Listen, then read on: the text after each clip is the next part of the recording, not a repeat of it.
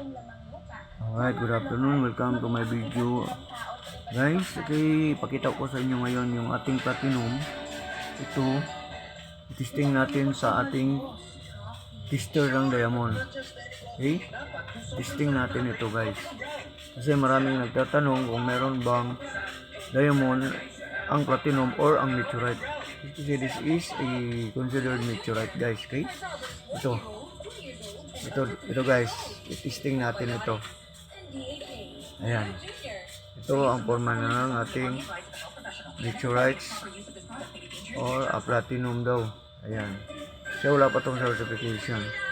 Ayan, testing natin ito sa tester ng diamond kung gaano baka taas yung hardness sa MOH niya. Okay, ayan o.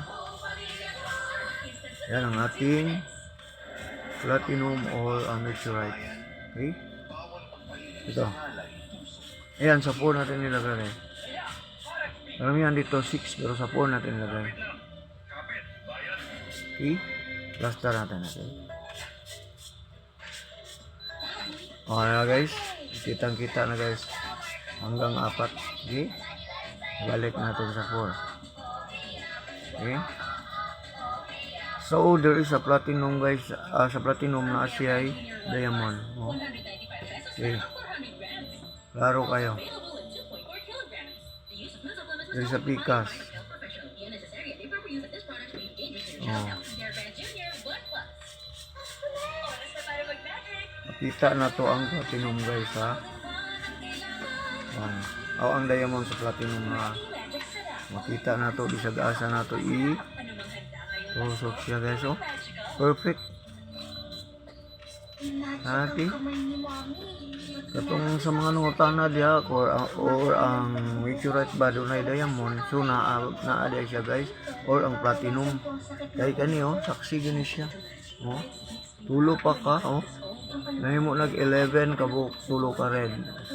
Okay, so taas ang iyang consideration nga naa siya ay diamond. Dili sa pikas na to ibutang. Okay, naa po no. Taas po niyang count sa diamond. Okay?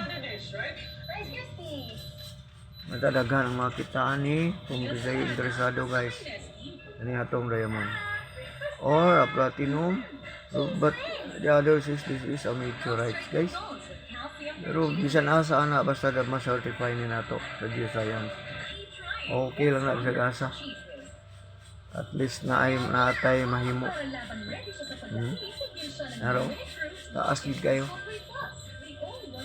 Okay, santo siya. Sunod na itong video guys. Please subscribe para updated ka. Daghang salamat og mga hapon.